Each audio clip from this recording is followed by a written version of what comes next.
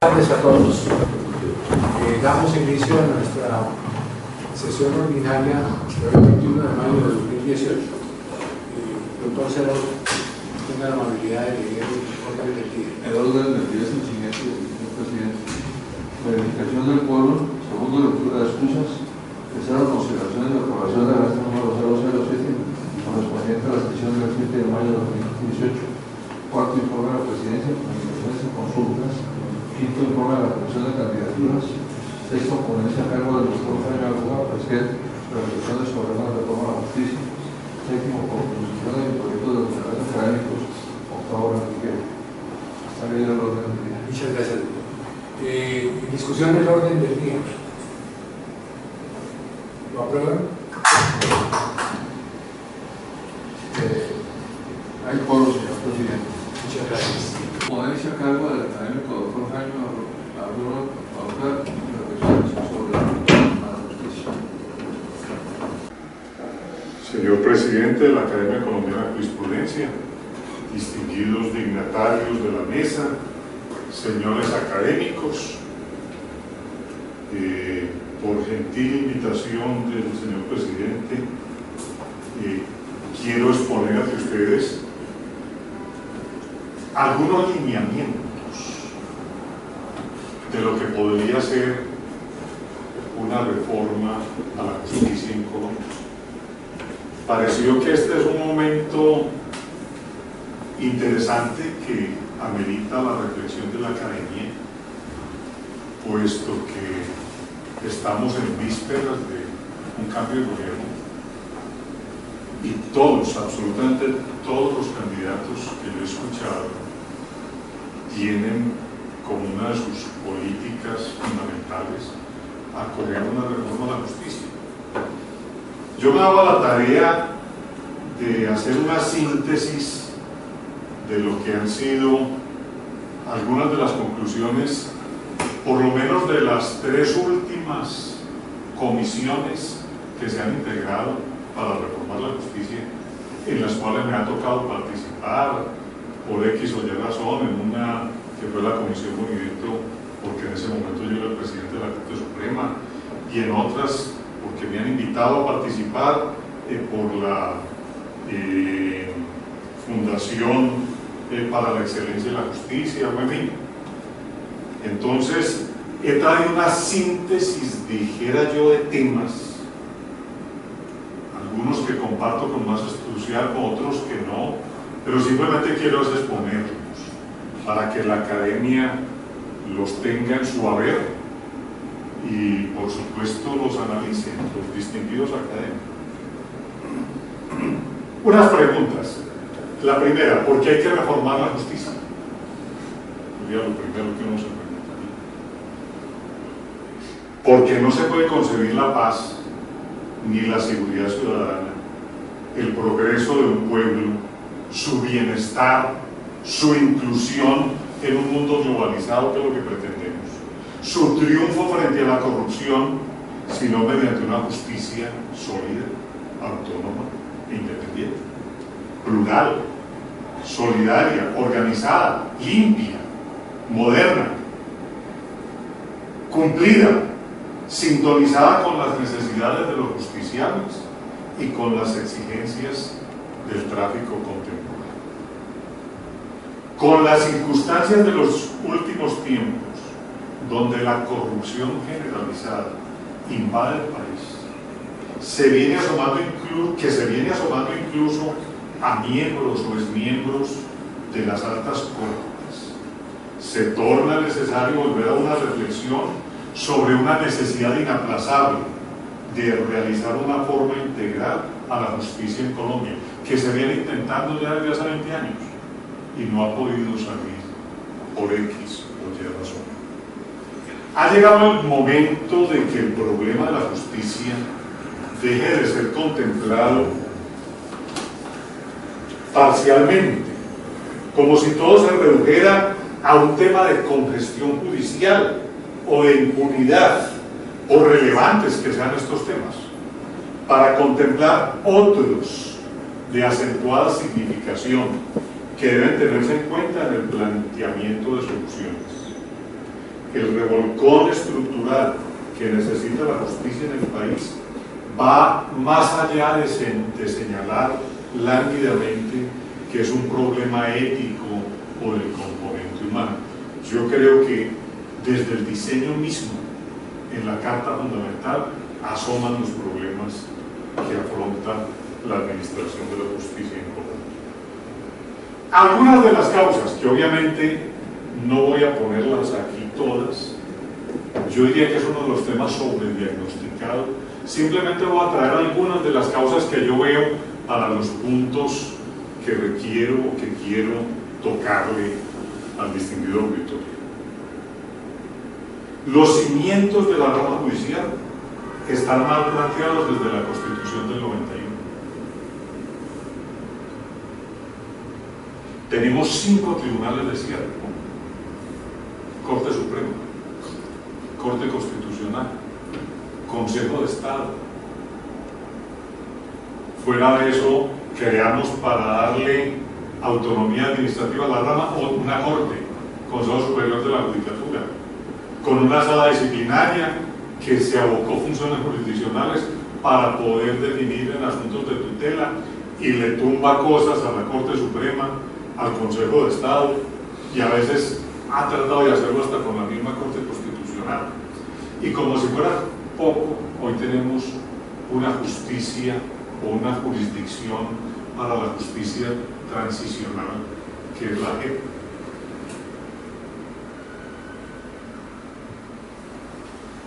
¿Eso a qué ha llevado? Todos los que hemos estado en las cortes hemos vivido los conflictos de competencia, los choques de trenes, unas indefiniciones en gran cantidad de puntos, que obviamente, si uno como magistrado ya lo vive, uno dirá, ¿cómo lo percibe la gente? Correcto. ¿Qué más pasó con la Constitución del 91? Se politizó el Poder Judicial en Colombia. Nos llenaron de facultades. Elegimos contralor, registrador, hasta hace poco el último contralor, auditor general de la nación, fiscal general de la nación. Todo eso trae de por sí un contacto con candidatos, con partidos políticos, con dirigentes políticos. El juez se distrae de su labor judicial y se tiene que poner a oír programas de gobierno para la fiscalía, para el registrador del Estado Civil, para 1000 cosas que tienen que pasar ahora por la rama.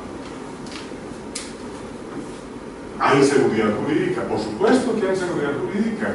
El punto de cierre no sabe nadie dónde está. A todo le queda faltando la tutela, y a la tutela la revisión, y el drama vuelve a comenzar. Intromisión de los jueces en las actividades administrativas del Estado, eso ya salta a la vista. Jueces ordenando hacer andenes para ciegos, o que dentro de Medellín hay que ponerle entradas para los discapacitados, y lo ordenan los jueces sin saber si hay presupuesto, no hay presupuesto, o a qué obedece esto. Y obviamente hay un mal gobierno del lugar. En esto hay que ser sinceros, indiscutiblemente que ha mejorado, pero también no ha sido lo más eficiente. Es que la ejecución no puede ser cosa de muchos, la ejecución tiene que ser cosa de uno solo. Y aquí resolvimos que la administración de la rama iba a ser un cuerpo colegiado que se llama Consejo Superior de la Judicatura.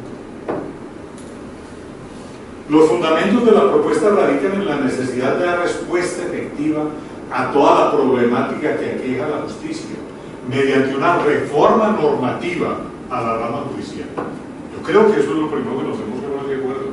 Normativa a nivel de constitución, a nivel de leyes.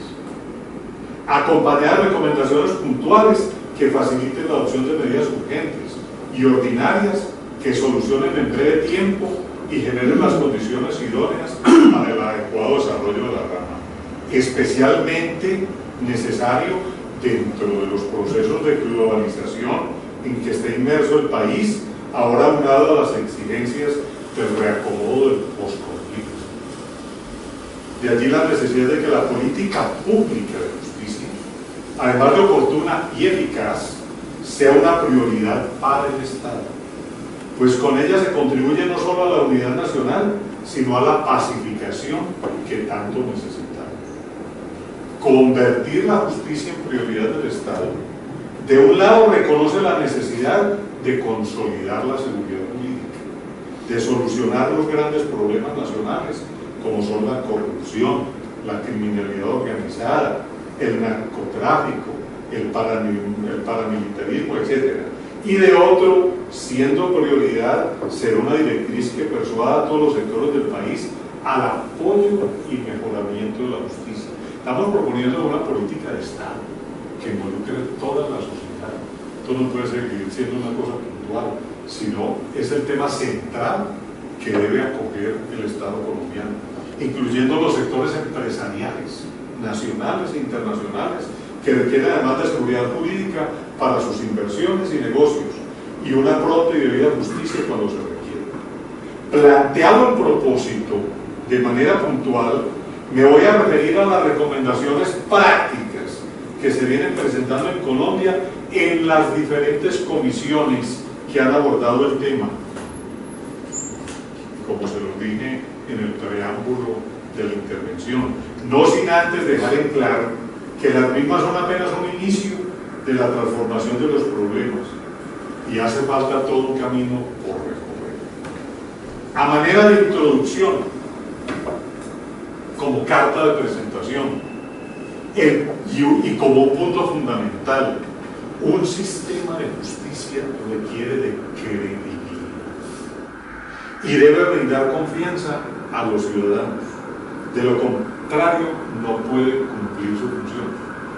Y tenemos que reconocer el sistema de justicia colombiano, su credibilidad está por el suelo. Lo dicen las encuestas, lo dicen los gremios. No es leerlo. Antes, por lo menos, las altas cortes aparecían con unos estándares de confiabilidad tremendo. Ahora estamos casi que por debajo, a nivel del Congreso, nos pusimos en la Administración de Justicia. ¿Por qué? Pues por todo lo que ha pasado últimamente. Tenemos una pérdida de credibilidad frente a los ciudadanos colombianos. Lo primero que hay que hacer para evitar la corrupción en la justicia y para recuperar esa credibilidad es eliminar desde la Constitución toda injerencia que la política pueda tener con los jueces. El Congreso no debe elegir magistrados de las altas cortes. Las cortes no deben intervenir en la elección de dignatarios del Estado, como registrador, procurador, auditor, y agrego en forma clara y contundente, ni del fiscal. Con lo del fiscal vamos a tener que hacer otra cosa en mi opinión. Si se quiere que el Senado continúe eligiendo los magistrados de la Corte Constitucional, cosa que en el pasado se ha defendido con ahínco, porque al fin y al cabo la Corte Constitucional es el juez del Congreso, de la exigibilidad del Congreso, correcto. Y eso está bien que sea ese receptáculo de la opinión nacional que está en el Congreso, entonces el que elija el magistrado de la Corte Constitucional, está muy bien. Entonces no puede haber revisión de sentencias de las otras cortes, porque entonces volvemos a inmiscuir el tema político en la justicia ordinaria y en la justicia contencioso administrativa. Tenemos que optar por uno de los dos modelos. El error fue haberlo mezclado. El contacto de la política con la justicia siempre es negativo. No debe presentarse de cadena intercalada de favores del yo te elijo y tú me eliges. Pasemos allá a cosas más puntuales. ¿Cuáles serían los ejes centrales de una reforma? Yo no voy a montar en causa, porque todos ustedes y en diagnóstico los conocen mejor que yo. Todos sabemos que, y vuelvo y repito, esto está sobre diagnosticado. ¿Cuáles serían unos ejes centrales de esta reforma? En primer lugar, quiero enfocarme en el tema del fortalecimiento del acceso a la administración de justicia. ¿Por qué? Porque hay que pensar primero en la gente. Y el problema que tiene la gente es el acceso a la administración de justicia por parte de los ciudadanos. La cuestión de acceso a la justicia es de carácter esencial, porque de la efectividad de la misma depende en gran parte el robustecimiento de nuestro sistema democrático y la construcción de una ciudadanía incluyente que fortalezca los derechos de las personas. Si se requiere entonces el diseño de estrategias por parte del Estado en el mejoramiento del servicio de justicia. Para esto no basta promover probidad, conocimiento, celeridad y buen juicio del juzgador, sino que es decisivo también que el legislador contribuya con el propósito de esclarecer los derechos y precisar las obligaciones de los ciudadanos. En tal virtud, la rama judicial, en asocio de la legislativa, cumplen una función relevante de cara a la colectividad, lo que explica que uno y otro no deben ahorrar esfuerzos en dicha labor. Ahora bien, no se puede pretender que por el camino de una reforma constitucional se resuelva totalmente el problema del acceso a la justicia. El tema de la congestión judicial, por ejemplo, tiene unas raíces más profundas que conducen a evidenciar que la justicia no parece ser una prioridad estratégica para el Estado colombiano. En efecto, basta con revisar y comparar la baja participación de la rama judicial en el presupuesto nacional frente a otros sectores como defensa, educación, así como a la pérdida de participación sistemática frente al PIB. La carencia de recursos presupuestales conlleva que la oferta de justicia no crezca al mismo ritmo que la demanda y también hace que su infraestructura tecnológica y locativa acuse una clara obsolescencia. Sin duda hemos mejorado. Hace poco tuvimos en Cartagena un debate donde el señor superintendente de sociedades y el señor superintendente de industria y comercio defendían sus funciones jurisdiccionales, que cada vez vienen creciendo desde hace 20 años, cada vez les aumentamos más cosas. Y bueno, ya son unos jueces del circuito, los más grandes de todo el país, y defendían a cabalidad sus funciones. Claro que tienen menos, pero es que al señor superintendente de sociedad le dieron 23.000 millones de pesos para hacer el programa. Entonces uno dice, pues tiene que hacer un programa con tecnología, con eficiencia, casi que un proceso digital, cosa que todavía no nos llega a la administración de justicia ordinaria en ninguno de los ámbitos. 1.000 millones de pesos está pidiendo la rama y no se los dieron, al superintendente le dieron 23.000. Pues claro que tienen que sacar fallos más ligeros y más publicitados que los que sacan los jueces. Pero el problema no es ahí. El problema es que dónde queda el juego, el principio de la autonomía y de la independencia judicial. Eso es lo que vamos a tener que ver también, porque yo creo que esa reparto de la función jurisdiccional por todo tipo de entidades, incluyendo por entidades gubernamentales, está causando también un problema a la estructura del Estado colombiano. Teniendo en cuenta todo lo anterior, aunado a la problemática de congestión y atraso judicial, las medidas que se tomen a partir de la creación de un plan, llamémoslo por decir cualquier cosa, de modernización de justicia en cabeza del Estado. Esto es de la Comisión Movimiento, esto no es mío. Se debe procurar simplificación por medio de la ley de los trámites procesales e impulsar el tema de la oralidad, siempre que se otorgue la debida seguridad jurídica. Bueno, yo creo que ahí vamos, en esto vamos, hay que hacerle un balance, a ver si esto está funcionando o no está funcionando.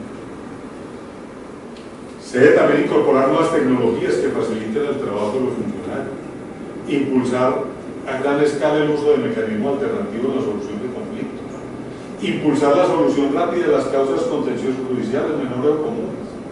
Tenemos que revisar los recursos extraordinarios. Yo francamente, cuando estuve en la Corte, tratamos de abrir la casación, de que fuera un recurso que accediera a la gente.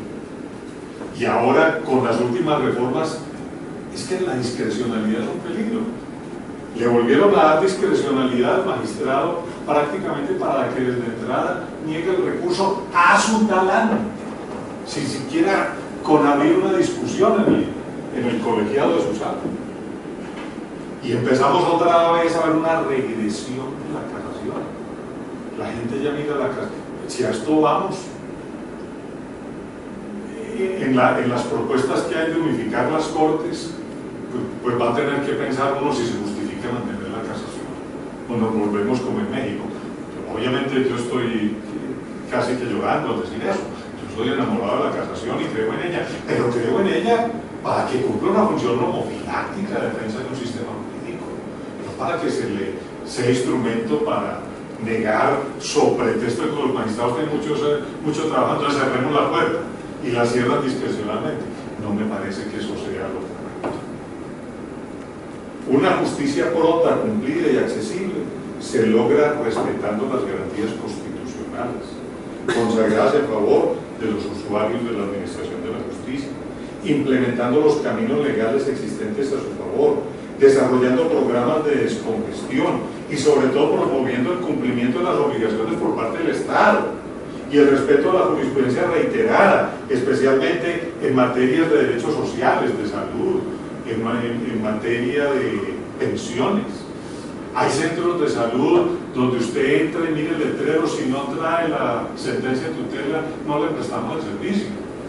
Es absurdo. Por eso les he llevado a que ha habido años que ha habido 600.000 tutelas en materia de salud. Obviamente que eso congestiona la rama. Pues ¿cómo no lo va a congestionar? Si es que la tutela la hacen en primera y en segunda instancia la justicia ordinaria y la justicia contenciosa. La Corte Constitucional revisa lo que escoge para revisar. Pues la tutela es... Ahora, yo no creo que la solución sea crear una jurisdicción constitucional como ha propuesto. Todos los jueces son jueces de la Constitución. Y es que todos tienen que serlo. Lo que le hace falta al juez nuestro es asumir la Constitución. Y lo que le hace falta al recurso es abrirse a la Constitución.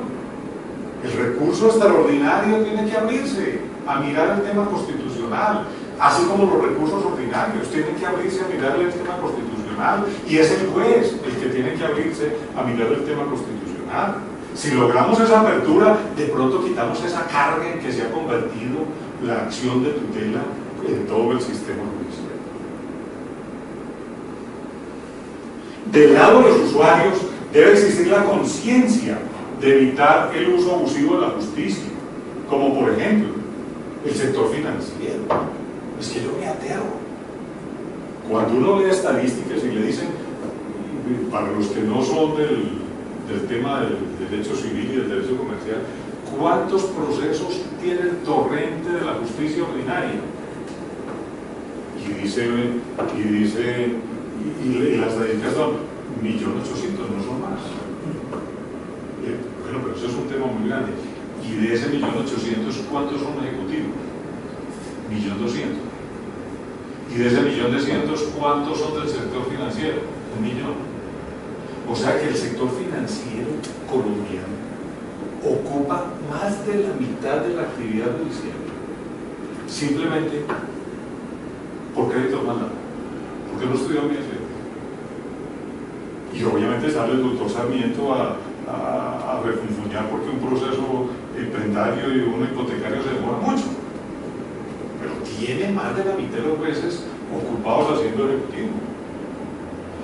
Obviamente que eso lo tenemos que desatascar. Ese cuento de la ley de garantía de movilidades, eso no sirvió para nada. Una ley mal hecha que desarmonizó todo el sistema sustancial colombiano. La vendieron como la democratización del... Eso era para prohibir el pacto comisorio y para no tener que ir al proceso judicial y poder realizar la garantía. ¿Y por qué no se dedicaron ni garantía a esas dos cosas en 8 artículos? No, los tuvieron que meter 90, desarticulizando todo el sistema sustancial colombiano en derecho privado, con una ley que es tomada de un sistema anglosajón. Y ahora nos van a meter otra, ahí está para cuarto debate, la reforma a los administradores. Estamos desarticulizando los sistemas y eso es también grave para la administración de justicia, porque el operador se embolata. Un segundo, bueno, esto era el primer punto, me disculpan que me excedí, pero puse algunos lineamientos porque yo creo que lo principal es que esto sea el acceso a la justicia, siempre va a tener que ser una prioridad en cualquier reforma administrativa de justicia. Un segundo lugar, aquí ya no voy en jerarquía, simplemente va a tocar temas. Hay que repensar la ubicación de la Fiscalía General de la Nación como parte de la rama jurisdiccional. ¿Qué hizo la Constitución del 91? La metió en la rama. ¿Por qué? Porque el fiscal tomaba decisiones jurisdiccionales. Era el sistema inquisitivo. Ya no. Ya es un ente acusador. Se vuelve parte. Entonces yo digo, la justicia, cada vez que se vuelve un delincuente, o que no lo persigue, o que el fiscal lleva mal la prueba y el juez de garantía lo tiene que soltar, la que se desacredita es toda la justicia colombiana. Esa es la realidad. ¿Y el juez qué tiene que ver en eso? Si el juez está cumpliendo la ley. ¿El juez qué es lo que está haciendo el juez? Recibiendo las pruebas que le llevan, y si las ve, sigue, y si no lo suelta y las valora. Puede que en eso se critique, se confunde, para eso está la segunda instancia y los recursos extraordinarios y hasta la acción de tutela, de la cual ya no nos podemos despedir nunca porque nos fusilan. Pero yo digo, ¿por qué el fracaso en la persecución del delito tiene que desacreditar todo el sistema judicial colombiano hoy? Pues porque es que el fiscal hace parte de la rama. ¿Y por qué hace parte de la rama? Háganme el favor y me explican. Por eso decía yo que eso ya no lo... El fiscal ya no debe hacer parte de la rama. Tenemos que llegar a tener esa convicción. De la rama judicial no. A ver, busquemos un país similar, con un sistema de fiscalía, Estados Unidos. ¿Quién nombra al fiscal en Estados Unidos? Hace parte de la rama ejecutiva. Y si el fiscal fracasa en la persecución del delito, ¿a quién le caen? Al presidente, no le caen a la Corte Suprema, ni le caen a los jueces de apelaciones.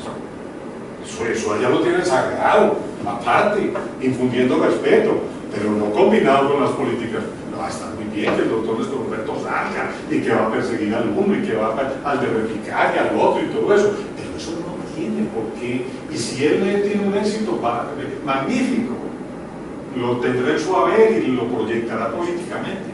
Pero si él fracasa, ¿por qué tienen que quedar mal todos los jueces de Colombia? Porque eso no solamente afecta que la gente no distingue, la gente lo que dice no hay justicia. Yo creo que es hora que el país vaya replanteando si hicimos bien o hicimos mal.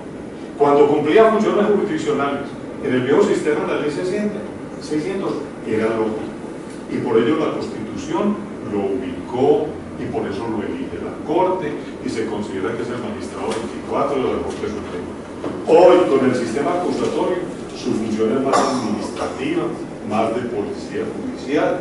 La responsabilidad por la eficacia en la persecución de los delincuentes debe ser del gobierno, que es el que le da los recursos y que le señala las políticas públicas para la persecución del delito. La ubicación de la Fiscalía en la rama judicial perjudica la percepción de los ciudadanos sobre la administración de justicia. Hay que abrir el debate si es más conveniente que el fiscal lo designe el presidente de la República y no la Corte Suprema de Justicia. Una vez nos demoramos un año en elegir un fiscal de la Corte. ¿Por qué? Porque no quisimos elegir un magistrado de la sala laboral que pretendían algunos magistrados. ¿Por qué no lo elegimos? Porque el que pretendían que eligiéramos había salido de ser magistrado auxiliar de la Corte, porque en su finca había albergado a un perseguidor.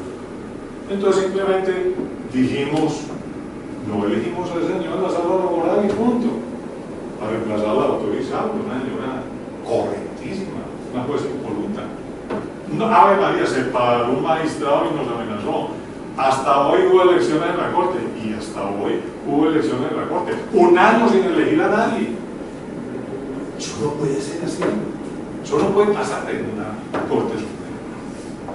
Y eso pasó. Obviamente pues el magistrado hoy anda en desgracia. Ya su conducta avisoraba para dónde iba y allá llegó, a donde quería ir. Donde iba, allá llegó.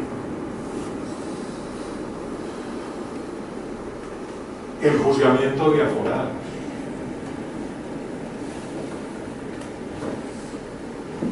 Miren, el país vive enredado en este problema. Yo francamente pienso que lo que hay que suprimir es el antejuicio político en el Congreso.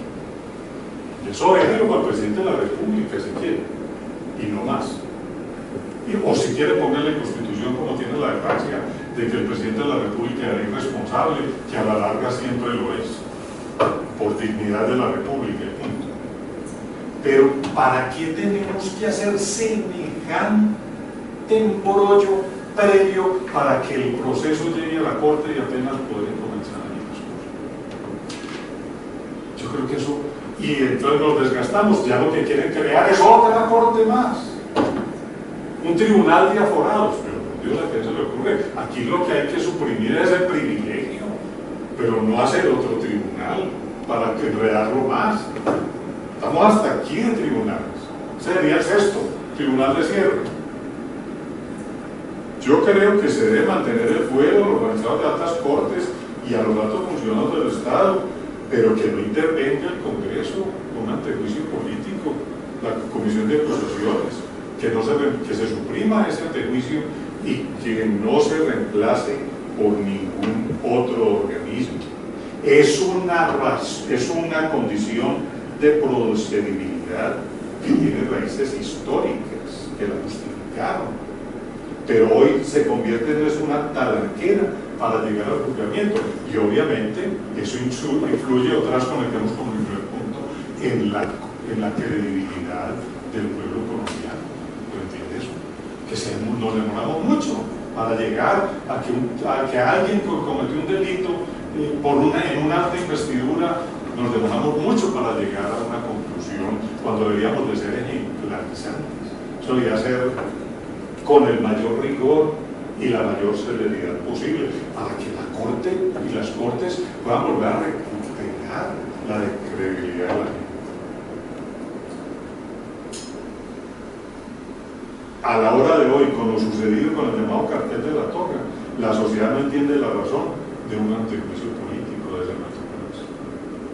Es la hora en que no hay ningún resultado con los actos dignatarios. En cuarto lugar, la corrupción.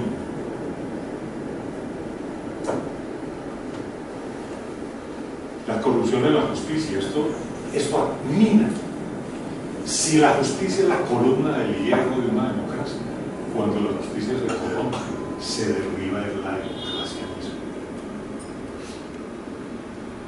El recurso extraordinario de revisión. Yo diría que aquí hicieron falta unas medidas que hay que aprovechar ahora, si entra un gobierno nuevo. Ese recurso de revisión hay que ampliarlo para que se pueda examinar cualquier proceso donde haya intervenido una alta corte. Eso siempre debería ser un libro abierto. Lo que uno hizo como magistrado debería ser un libro abierto, no solo en 2 años que no me cierre. Eso debería quedar abierto totalmente, y así debería ser. Cuando haya noticia que hubo colusión o fraude, es decir, por ese motivo, nosotros sí hay que buscar la estabilidad. Debe establecerse como política en la rama judicial la rendición de cuentas en forma preferente. Hay jueces, magistrados de tribunal que tienen en su haber cientos de procesos, les ponen para que los descongestionen y siguen en la misma. Yo creo que esto tenía que haber una rendición de cuentas. Ese sistema de evaluación de los magistrados que hacemos en las altas cortes, eso no sirve, eso no funciona, eso hay que cambiarlo. No hay el tiempo para dedicarle a eso. Y yo creo que es que el país se volvió, antes los magistrados corrían a hacer las cosas porque si no la Corte Suprema no lo ratificaba, tenían periodos de tiempo, y entonces ahora se invirtieron las cosas, se volvieron con derecho a la eternidad por escritura pública, y ya los que tienen periodos son los magistrados de las altas cortes. Entonces se les olvida quién era el bueno y quién era el malo, y entonces ya no se sabe, y eso lo que hace que cambió el sistema. No ha habido un proceso disciplinario contra un magistrado del Tribunal Superior. Eso no funciona. Eso hay que cambiar necesariamente. La morosidad y el no cumplimiento de términos debe ser motivo de remoción del cargo en cualquier funcionario judicial. Eso se volvió la disculpa, es que hay mucho exceso de trabajo. Entonces trabajé más. A mí me tocaba leer proyectos de casación los domingos durante 8 años. La violación de un derecho fundamental al debido proceso por parte funcional de la rama debe ser disciplinada. Yo sí creo que si uno como juez viola el debido proceso, le tiene que abrir un prevaricato. Y eso se volvió pan de cada día, todo el mundo es. Y pues eso debe tener una gran responsabilidad.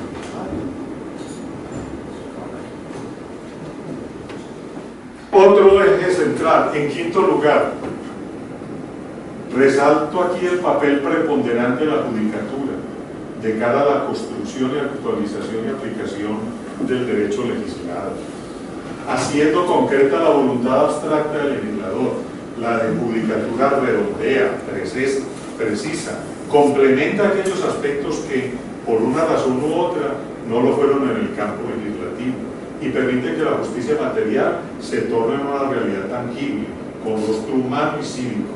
Me refiero concretamente a la jurisprudencia y su papel vinculante en el ordenamiento jurídico colombiano. No estoy proponiendo un sistema de precedentes, ni mal faltado, nuestros sistemas de autonomías, y lo defiendo. Aquí la jurisprudencia evoluciona de los pies a la cabeza, y no de la cabeza a los pies.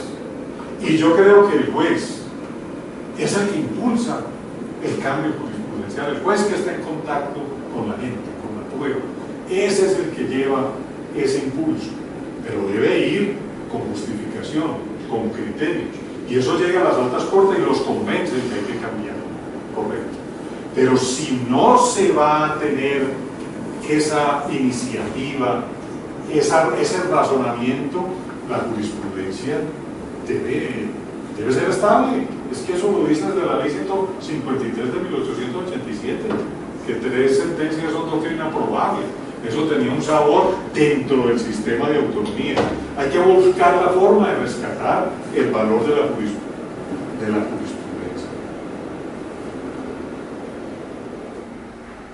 En sexto lugar, yo pondría como eje central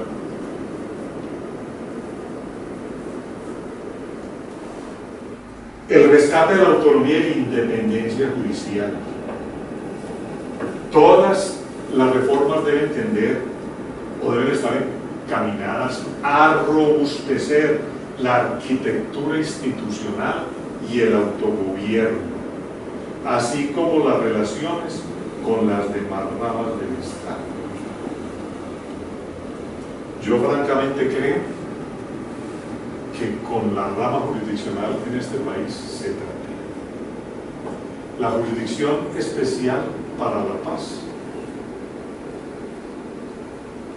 es una desarticulación total del sistema, y lo estamos viendo en un proceso de extradición que lo iniciaron, y ya una jurisdicción sin competencia constitucional se abrogó el definir qué puede o no puede hacer con una extradición. Entonces eso es competencia de la Corte Suprema de Justicia. Hay que decir la extradición, eso es lo que dice la Constitución. No, aquí estamos creando un fuero especial. El fuero especial que está creando es que todo el que tenga el cartel de exguerrillero no puede ir a la jurisdicción ordinaria, tiene que ir a la ley. No importa cuándo cometió el delito, si antes o después, porque la JEP es el único que puede decidir sobre él. Y ya decidió que va a pedir pruebas a ver si lo que le están pidiendo el juez extranjero cabe o no cabe. A ver, a mí me parece que eso da lugar a una reflexión. Yo no estoy criticando ni es razones ideológicas. Si alguien ha sido abierto a los fuegos de paz, he sido yo. Yo lo que estoy haciendo es una reflexión, porque yo veo que es que cada vez desarticulado más el sistema de justicia colombiano. Y lo malo es que no sale. Si yo fuera el presidente de la Corte Suprema ya hubiera salido a contestar. ¿Por qué? Definir si aquí se extradita o no es una competencia que le corresponde a la Corte Suprema de Justicia. Eso dice la Constitución. Si la Corte considera que este señor no puede ser extraditado porque su delito fue cometido antes del 1 de diciembre del 2016, pues la misma Corte lo mandará, como hace cualquier juez cuando le llega una cosa y ve que no es de su competencia. ¿Qué hace? Lo manda al que el juez que es competente. ¿Correcto? Eso es lo que uno esperaría en un sistema ordenado, organizado, con intereses. ¿Y qué estamos viendo? No, que vía reglamento la JEP decidió que ella va a conocer de su proceso de extradición de todo el que tenga el rótulo de guerrillero o exguerrillero. Y ya cambió todo el sistema, que va a pedir las pruebas para ver si ese señor, entonces, ¿en qué queda el mecanismo de extradición? Es que la Corte no revisa, es que sería un doble juicio. La Corte revisa si el delito lo es aquí y lo es allá.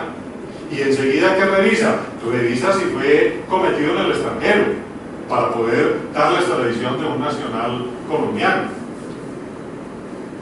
Pero no, entonces ahora ya vamos a hacer aquí otro juicio, un prejuicio, y lo va a hacer la JEP, pero únicamente a un señor y a los que tengan el rótulo. Por eso estoy diciendo yo que estamos en una cosa tan delicada que se está creando un juego especial. Por eso la justicia en Colombia está perdiendo credibilidad. Cada vez la desarticulamos más. Vuelvo al tema de la superintendencia.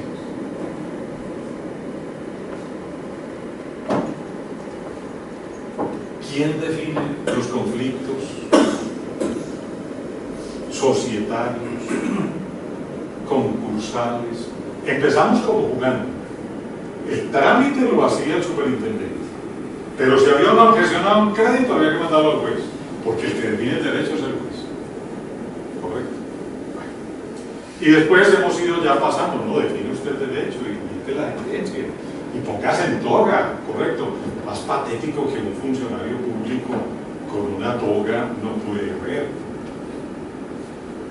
El principio, no, hombre, que es que lo hace más ligero. Y es entonces el problema para la congestión judicial es pasar a la función jurisdiccional a funcionarios del gobierno.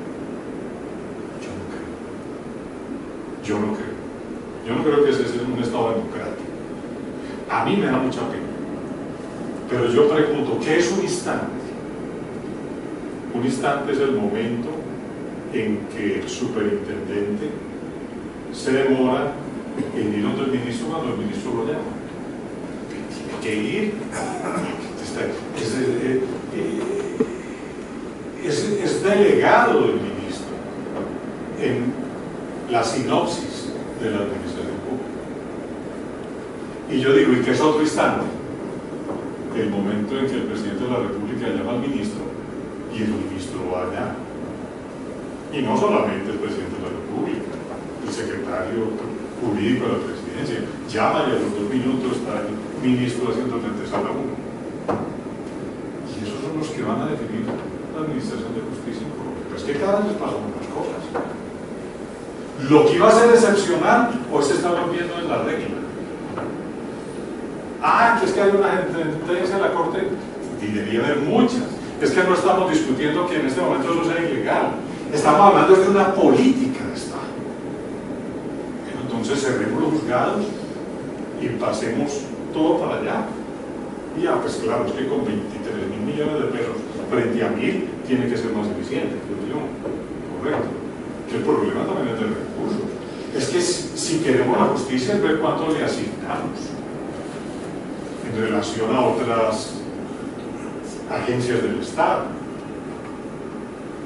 Entonces yo creo que ahí tenemos unas profundas cosas que revisar. Yo creo que definitivamente el gobierno de la rama tiene que mantenerse en un ente autónomo, pero el Consejo Superior de la Judicatura tiene rejón de muerte. Y eso no pegó. No gustó, todo el mundo lo ataca, todo el mundo se va contra él, es un cuerpo colegio, con la mejor intención del mundo. Yo recuerdo a don Hernán Echavarría Olózaga defendiendo la creación de una gerencia para la rama, dentro de la misma rama, Y esa fue la concepción, de que hubiera un gerente. Pero nos fuimos por otro lado. Con esa concepción de tribunales pusimos otros distinguidos togados en cuerpo colegiado, también de toga puesta, para administrar los recursos, y eso nos enredamos mucho. Y lo que pasa es que, como me dijo a mí alguna vez, que nos quejamos que porque estaban suprimiendo plazas de un tribunal cuando se necesitaban, y yo como presidente de la Corte me quejé y me dijo que es que yo no podía hablar de eso en ese Consejo Institucional, porque eso era autonomía de ellos. Hombre, pero si yo entendí siempre que ustedes lo habían creado era para garantizar la autonomía de la rama, no la propia, correcto. Entonces miren, estamos en un estado que yo considero desbalanceado. Hay que volverlo a armar. Y las raíces del problema vienen desde la Constitución del 91. Menos mal que ya podemos hablar de ello sin que nos acusen de profanos, porque es que hace 5 años no podía tocar la Constitución del 91. Todo lo que ella había dicho era sabio, prudente, inteligente. Es decir, entonces, y los abogados teníamos todos, jueces y abogados, que administrar ese culto a la Constitución. No, yo creo que la Constitución del 91 tiene cosas muy buenas. Nos demoraríamos aquí horas hablando de ellas, pero también tiene cosas que hay que revisar. Y una de ellas tiene que ver con la estructura de la administración de justicia en Colombia. Yo creo que me estoy extendiendo mucho. Yo creo que hay que robustecer la acción de tutela. Me voy a ir como por este último punto. ¿Y cómo así que robustecer la acción de tutela? Es que si seguimos abusando de la tutela, la vamos a deteriorar. La tutela tiene que ser para grandes cosas. Miren, yo estaba en Europa el año pasado y en Suiza estaban aterrados porque había habido 20 acciones de amparo en el año. Eran demasiadas para el sistema judicial de ellos. Un sistema judicial donde no hay arbitrariedad, no deberían haber muchas tutelas. Al haber tanto tutela, lo que estamos demostrando es el sinnúmero de arbitrariedades que tiene el Estado colombiano, pero la mayoría cometidas por el mismo gobierno, por el mismo Estado. Yo no voy a decir que hay que acabar la tutela contra sentencias, eso ya se impuso. Pero yo lo que sí voy a sugerir es que la revisión de tutelas contra sentencias debe salir de la Corte Constitucional. Cree un organismo especial, cree una sala interdisciplinaria en la Corte, en el Consejo de Estado o entre todas. Pero mire, todo recurso discrecional termina en corrupción tarde que temprano. ¿Por qué? Porque siempre no va a haber Hernando Herrera en la Corte Constitucional. Ojalá eso se tenga siempre de juristas, Carlos Gaviria. Bueno, pero es que a veces entra gente y es que a veces no son ni los mismos magistrados. Es que uno, ¿qué va a saber qué corre debajo del despacho de uno? Uno en la Corte Suprema, llevando 30 sentencias semanales de tutela, 30, fuera de las de casación, de las de revisión. Hay todo un equipo de trabajo. Entonces, el que abajo se indiscipline causa un descalabro. Yo creo que los recursos discrecionales deberían estar proscritos de cualquier sistema jurídico. Y si la casación la vamos a volver discrecional, entonces también quiten. Eso se va a volver, eso otro. Entonces, ¿qué hago yo pues para que le acepten una demanda de casación en la Corte al doctor Murcia Vale, que nos enseñó a todos a hacer eso, y se la rechazó? ¿Correcto? O al doctor José Fernando Ramírez, o al doctor César Julio Valencia, o al doctor Gallo Villamil, a todos les están rechazando la demanda. No gustó el estilo, ¿correcto? O hay que cerrar la casación. Entonces, ¿para qué? Para que un recurso de casación que se volvió un recurso excepcionalísimo, que no conduce a hacer justicia en Colombia. La casación fue la primera defensa contra la arbitrariedad judicial, los recursos extraordinarios de casación.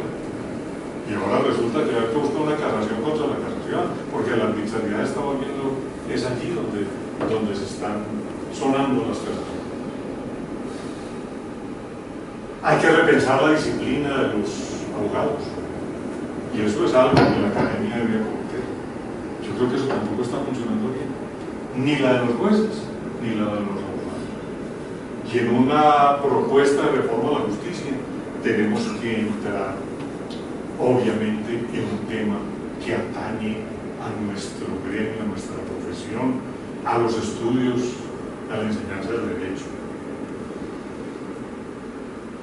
Yo no lo voy a atosigar más, son, vuelvo y les digo, unas ideas sueltas, desilvanadas, que únicamente lo que pretenden es inquietar a la academia para que hagamos una comisión, para que hagamos algo serio, porque se nos va a venir la reforma y no vamos a estar preparados. Y todos tienen un proyecto de reforma a la justicia. El que gane, al otro día va a empezar a sacar reformas y nos va a coger a nosotros y resulta que nosotros somos los constructores de un gobierno y los que tenemos que llevar la batuta, porque es aquí donde está el experticio para el tema. El tema de la justicia no puede ser mirado privativamente como un problema, sino como una extraordinaria y constructiva ocasión para fortalecer todas nuestras instituciones. Es un pilar insustituible de toda democracia. Solo pensando en políticas públicas estables y de Estado, con el concurso y especialmente el compromiso personal e institucional de todos los habitantes, podrá hacerse realidad este anhelo, que es también el de centenares de ciudadanos que reclaman más acceso a la justicia, más presencia en la justicia, más independencia en la justicia, más armonía, más eficacia y más resultados positivos. Sin justicia no hay esperanza, no hay presente, ni hay futuro. Muchas gracias a ustedes por escucharme, señor presidente, por su invitación. Muy amables.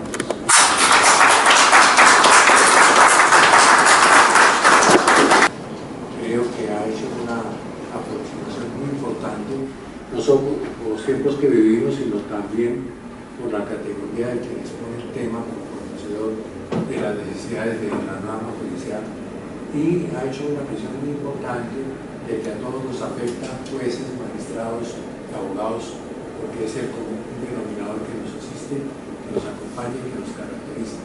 Dichas estas cortas palabras de felicitación, quiero invitar a los señores académicos que propongan sus cuestiones. Con la autoridad que nos asiste, pues es una magnífica exposición y lo más interesante que encontré que es una exposición directa que toca realmente la problemática no solamente de la necesidad de justicia sino en general del país. Veía yo estos días el titular del periódico en unas declaraciones del anterior secretario de Estado mexicano en donde decía que a la sociedad norteamericana le estaba afectando una crisis ética. Ese es el problema de fondo de nuestra sociedad. Desde hace mucho tiempo venimos afectados por una crisis ética. Cada vez que hablamos de la pérdida de valores de que la Administración de Justicia no funciona, no opera, si miramos a los abogados, miramos a los jueces, ¿quién tiene más responsabilidad? Precisamente la responsabilidad de toda la sociedad, de todos nosotros, por activos o por pasivos dentro de esa situación. Eso que eso merece y exige un tratamiento mayor que debe basarse en la educación, en el ejemplo y en la sanción. Aquí lo refería yo alguna vez el caso que cita Darío Fo en su trabajo sobre Lucrecia Borgia. Lo he mencionado acá. Cuando el Papa Borgia, Alejandro VI, quiso purificar la Curia, acabar la corrupción de la Curia, y le fueron una comisión de expertos. Y coincidió que estaba en esos días Copérnico por Roma visitando a su maestro de matemáticas, y el Papa se enteró y lo citó para ver qué luz se le daba.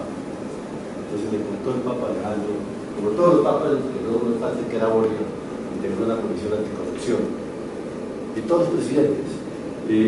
y le contó, voy a cambiar esto, voy a reformar esto, voy a reformar aquello. Entonces, Copérnico le dijo muy bien, cuando acabó la exposición de Papa, le dijo, entonces, ¿qué me sugiere? Que muy bien, sus actividades, todas las reformas que usted proyecta, tiene que hacer primero una gran reforma, lo cual cambiar al hombre.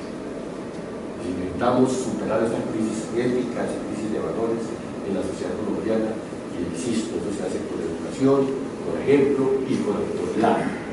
Ahora, hay un punto de otro orden que tocó muy bien el profesor Jaime Arrula, y es el relativo a las funciones jurisdiccionales de los centros administrativos.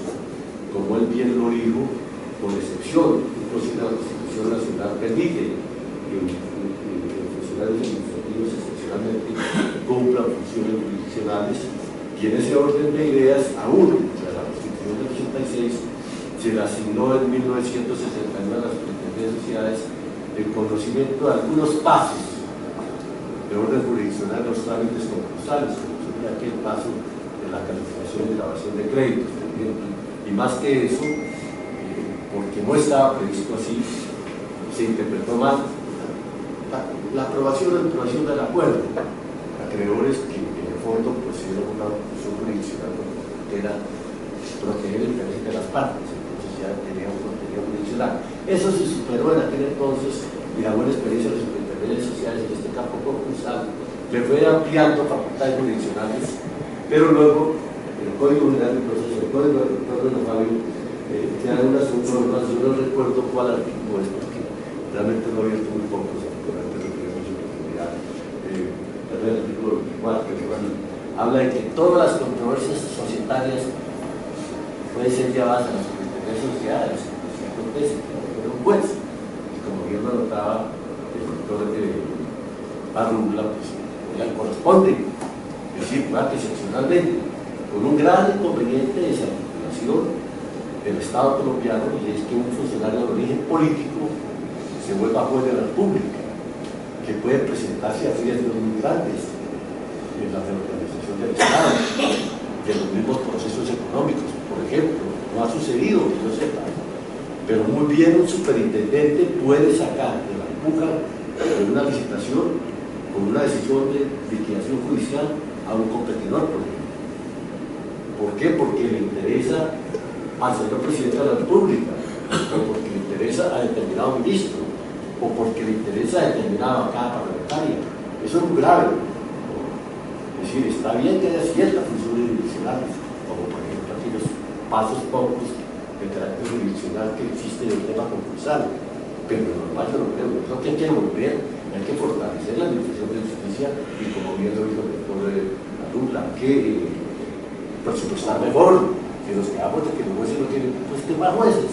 Si queremos es hacer un tribunal de comercio, la superintendencia, pues tenemos un tribunal de comercio, de donde haya primera instancia y segunda instancia. Especialicemos la justicia en comercio, entonces, pero no hagamos esa amalgama, porque es poco contraproducente con las instituciones nacionales. Gracias, doctor.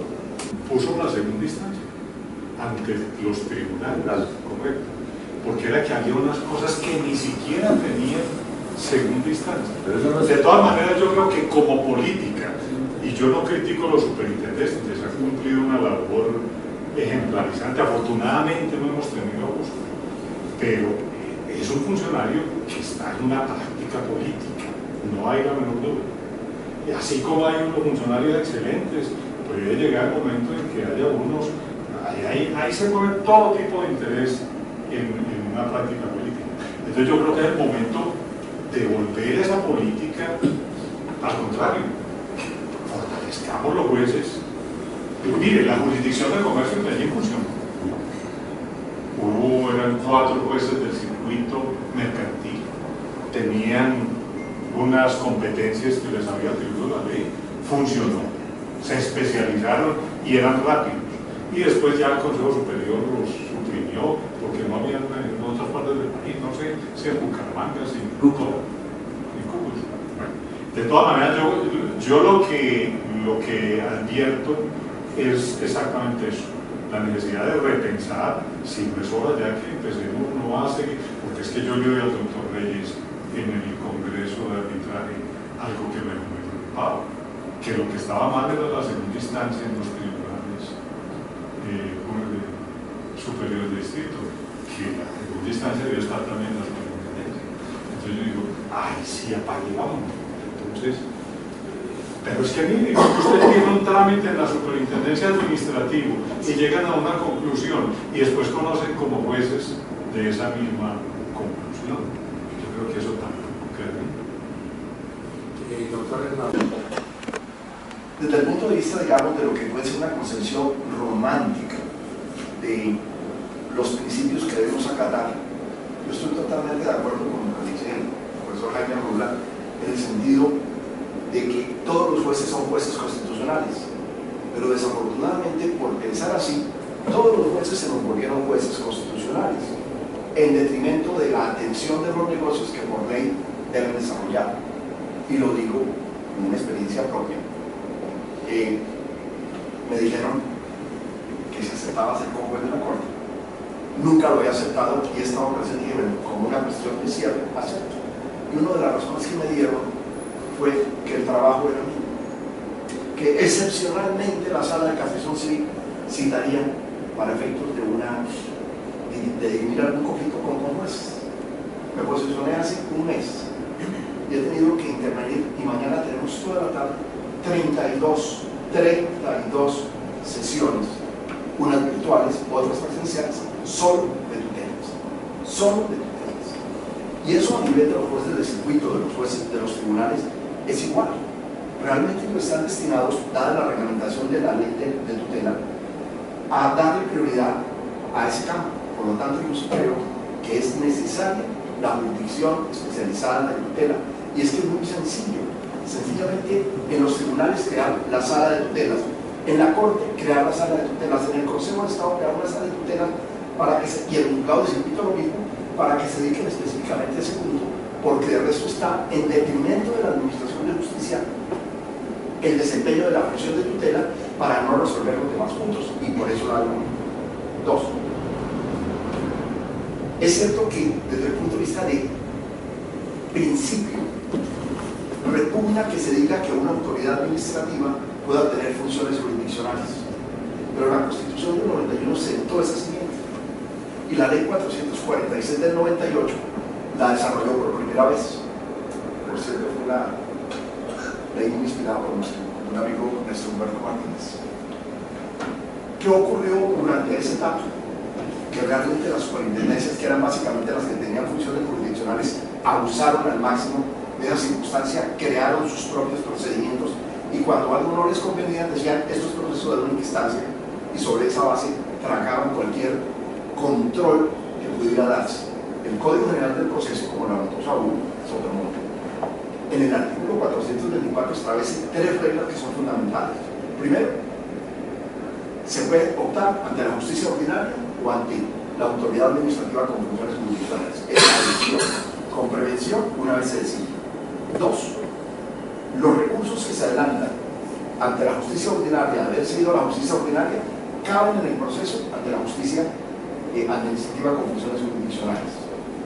Y, en tercer lugar, la posibilidad de que establezcan procedimientos en la superintendencia, no son solo la superintendencia, la división de asuntos de propiedad industrial, el INCA, en fin, tiene un montón. Los procedimientos tienen que ser los mismos que observarían los jueces. Entonces, eso, desde el punto de vista de orden, realmente ha funcionado.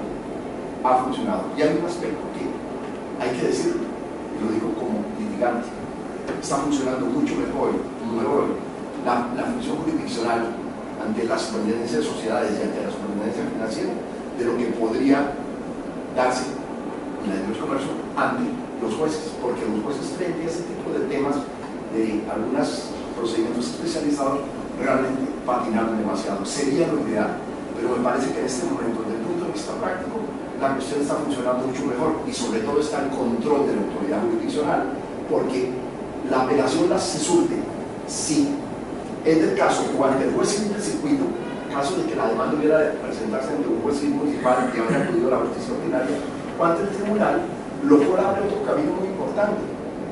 Si una decisión de la superintendencia de sentencia en segunda instancia va al tribunal, esa decisión tiene recurso de casación, por cuanto se establece que los recursos que se tendrían contra la decisión de segunda instancia serían los mismos y habría recurso de casación. De modo que desde ese punto de vista me parece que en este instante, desde el aspecto práctico, no es bueno pensar en desmontar esas funciones jurisdiccionales de las entidades administrativas, teniendo el riesgo que también se corre la justicia ordinaria. Lo decía Jaime hace un momento, en la justicia ordinaria, todos lo sabemos, también salía la orden de cuál debía ser el sentido de fallos a través de los jueces. Eso lo sabemos que también ocurre, pero desafortunadamente o afortunadamente eso no se ha dado hasta ahora en las superintendencias en general.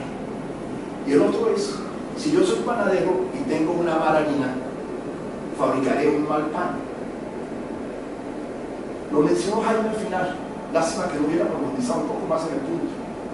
Es que nosotros estamos viendo esta crisis ética que sufre la administración de justicia porque están llegando a las altas dignidades del Estado toda una serie de egresados de universidades de garaje.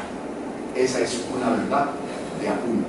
Ahí hay que meter mano en el tema de la preparación de los abogados.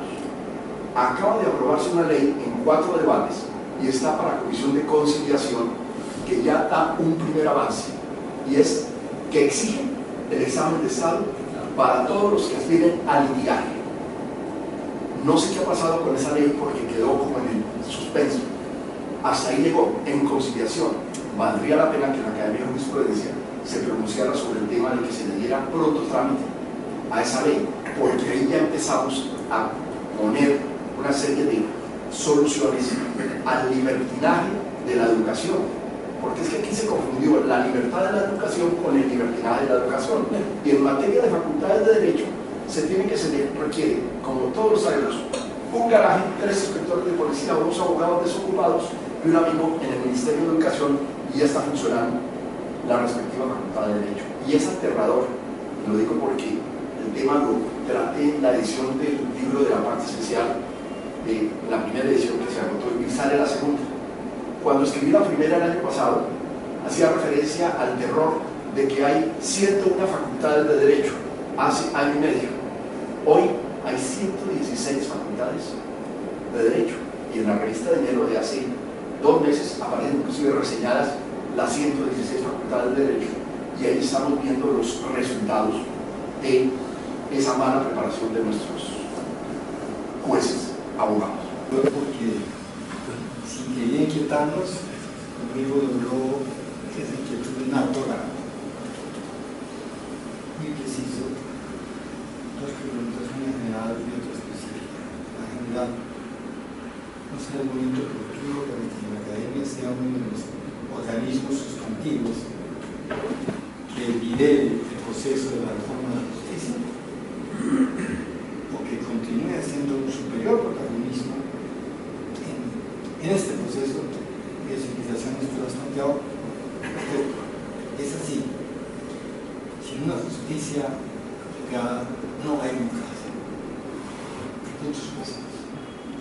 Y la específica, no habrá llegado un momento de quitarle al Consejo Superior de la Judicatura la facultad que tiene para expedir las tarjetas profesionales. Esto tiene que ver con el estado de la comisión. O sea, lo que planteó el doctor López y lo que acabamos de escuchar todavía causa perplejidad y entusiasmo. Yo creo que ese es un papel de la Academia. Y todos estos temas, es que la polémica es lo bueno y es lo que enriquece. Por eso pues no quiero volverme a una discusión sobre la tesis. Me parece que es necesario, ante todo, replantear el tema de la enseñanza del derecho. Es que estamos, y mire, es que esto lleva a unas cosas muy graves. Es que ustedes, si vieran lo que le llega a uno en listas para elegir magistrado, y uno tiene que elegir de ahí, llega una lista y, miren, cosas como estas. El Consejo Superior de la Judicatura no delibera para escoger los candidatos, se lo reparte. Cada magistrado pone 4. Entonces, hágame el favor. Y entonces le llega una lista a ustedes que ni ya fue liberada. Cada uno de los de allá tiene 4 o 3, según el número de la lista. Entonces yo creo que ese sistema tampoco funciona. No solamente estamos dando malos abogados, sino que los sistemas de escogencia para que lleguen a las altas dignidades también están equivocados. Yo prefería las viejas sistemas de cooptación pura. Que eso era una élite. Bueno, pero era una élite, por lo menos era de los académicos, de los buenos abogados que había en el país, correcto. Pero ahora la nivelación cada vez baja más el umbral. Muy interesante. ¿Qué opina usted de gasolar judicial, de los paros que hacen cada año, 40 días, 30 días, de la justicia? Se paraliza la justicia. La justicia no debe parar porque es un servicio esencial de la sociedad.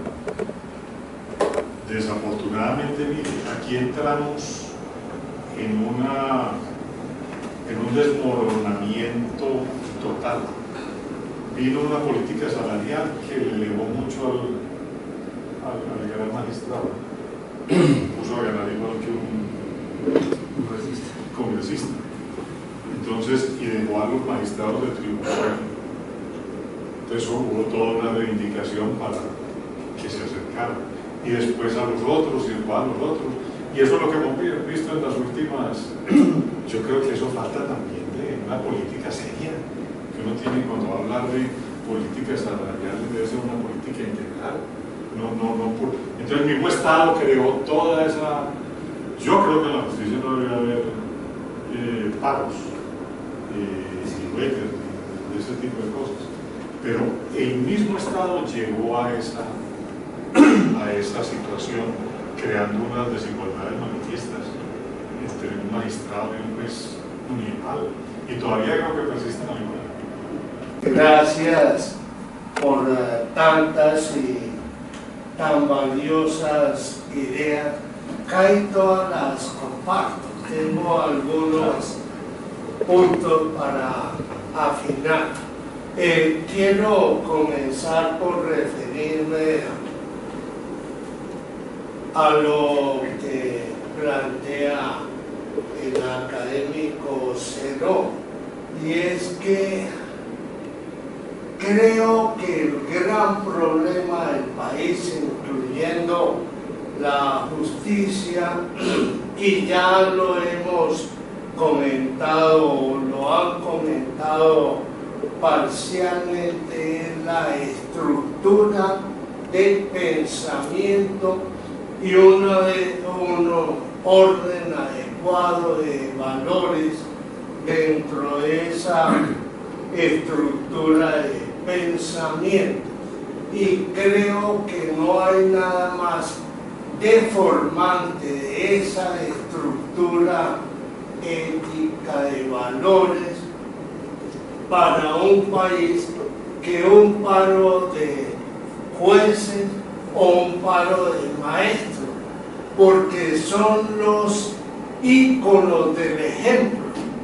Entonces, si ellos dicen yo presiono o extorsiono, como uno lo quiera ver, haciendo lo contrario a lo que es mi deber, que es trabajar, pues todo el mundo dice eso es el camino, y así se desbarata cualquier sociedad.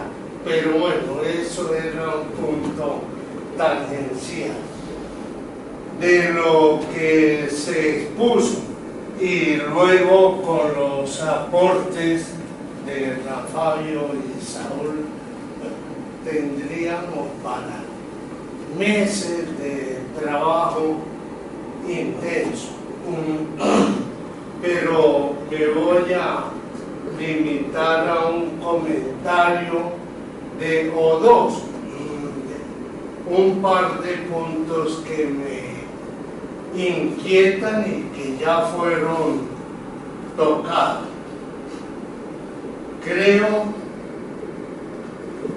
que con la Constitución del 91 se generó una dualidad en cuanto a estructuras judiciales. Una, el artículo 230, que es puramente normativista y tiene un eje objetivo que es la ley. Y es lo único obligatorio para el juez, aunque puede contar con elementos auxiliares. Ese es uno, y uno acepta que hay leyes erradas, pero ese es un criterio objetivo. Y otro, el de la equidad, el del fallo en conciencia, que se ha abierto paso por la vía de la tutela. Entonces, ese es uno eminentemente subjetivo y cambiante, casi que minuto a minuto en cada persona, porque el criterio de equidad no es igual en una misma persona en cada instante, porque depende de flujos de orden emotivo o emocional que hacen que puedan cambiar de posición frente a un conflicto de un momento a otro.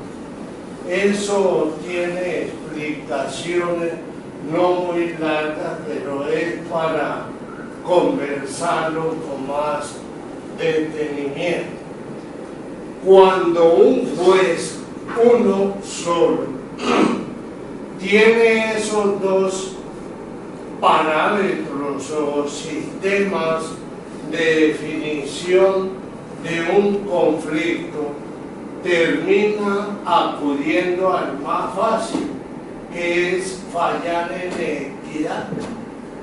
Que eso es lo que yo, no es lo que yo pienso, es lo que yo siento. Y eso ha ido deformando la estructura de pensamiento de nuestros jueces, y ahora, cuando están en su función, por ejemplo, de juez ordinario, mezclan los dos sistemas y dejan permear el mandato del artículo 230 por ese criterio de equidad, y eso ha, creo yo, desfigurado la estructura de pensamiento de varios de nuestros jueces.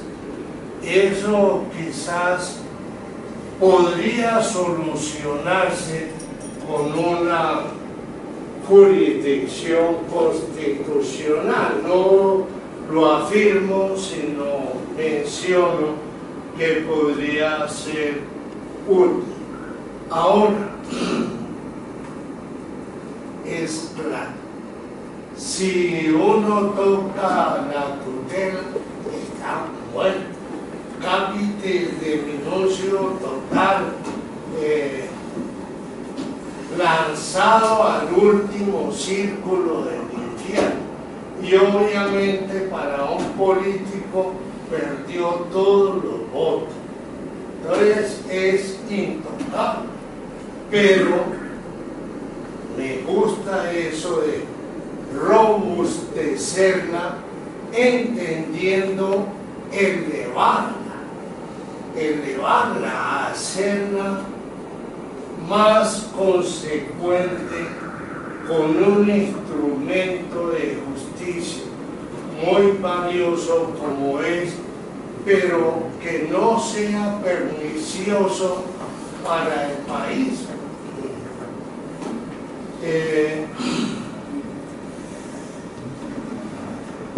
yo voy todas las semanas como juez de la sala laboral a devanarme en tutela. Y tutelas contra tutelas y más tutelas, porque frecuentemente son 10 o 12 sobre el mismo tema y uno tiene que decir, no, esto no procede porque es tutela, todo lo demás, pero hay que admitirla, darle trámite, secretaría, reunirse con magistrados, declararse impedidos, elegir con jueces, ver si no tienen. Voy en el 10% del proceso, o sea, el 90% es, y me disculpo si incomodo, una perdedera de tiempo total y lesiva en todo sentido. Entonces creo que hay que tocar. Hay cosas incluso sencillas que bien pueden revisarse. Yo no entiendo que una decisión que no está en firme deba ejecutarse. Por ejemplo, no entiendo que al de primera instancia lo limiten a 10 días y al de segunda a 20, cuando debería ser al revés. El de segunda revisa lo que hizo el otro. En fin, y así hay 30 o 40 detallitos, sin contar con lo de fondo. Entonces, esos dos comentarios o aportes que me inquietan muchísimo. Uno, la deformación de la estructura de pensamiento de nuestros jueces, porque tienen dos sistemas de juzgamiento, uno constitucional basado en la ley, otro aparentemente también derivado de la Constitución, pero con un parámetro totalmente distinto, y eso ha generado una amalgama cerebral que produce distorsiones. Pienso que dentro de esta reflexión, muchas gracias por su aporte, podría considerarse el centro de imputación jurídica de la justicia, el sillogismo parte de la ley, y la producción de la ley en nuestro entorno tiene unos vicios que todos conocemos y una falta de sistematización evidente y de orden. Y yo creo que el gobierno nacional tendría que liderar su fuerza política y su fuerza moral un proceso de reordenamiento, un proceso de codificación. El doctor Néstor Humberto, que lo mencionamos en un momento a propósito de otro asunto, trató de hacer una contribución hace relativamente poco, tratando de hacer que se sectorizara la reglamentación en reglamentos únicos. Y eso generó una revisión de la vigencia de las normas, generó un agrupamiento temático muy conveniente. A nivel reglamentario, qué bien sería que el gobierno nacional liderase a través de un Ministerio de Justicia fuerte una reordenación del ordenamiento jurídico en su conjunto. Cuando yo tuve el honor de servir como viceministro de Justicia y del Derecho, se llamaba el Ministerio de Justicia y del Derecho, y entonces se entendía que se tenían responsabilidades en relación con la producción en el ordenamiento jurídico. Qué bueno sería volver a eso con unos instrumentos reforzados que hicieran en un ejercicio, digamos, en un espectro razonable de tiempo, una codificación sectorizada de la ley, que derogase lo de suelto, que repensase las redundancias, que tratase de encontrar en el silogismo jurídico un punto de imputación objetivo más claro.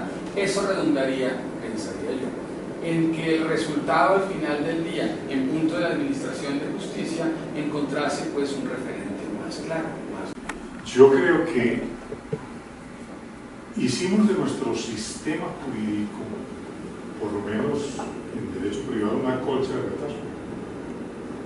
Mire, usted coge Código Civil, Código de Comercio, después coge Estatuto del Consumidor, Ley de Garantías Mobiliarias, y lo malo es que usted coge y hay sistemas diferentes. Por ejemplo, el título y el modo en unos, en otro no se aplica ese sistema, y empieza uno a ver que eso crea incoherencias.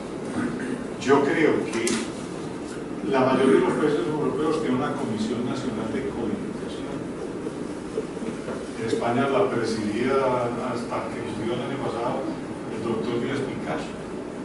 ¿Eso qué significa? Que cuando llega una ley que va a tocar un código, pasa a esa comisión para que dé un concepto técnico, científico, académico, de si eso es posible o no es posible. Y cuando es negativo, esa ley hasta llegó como proyecto.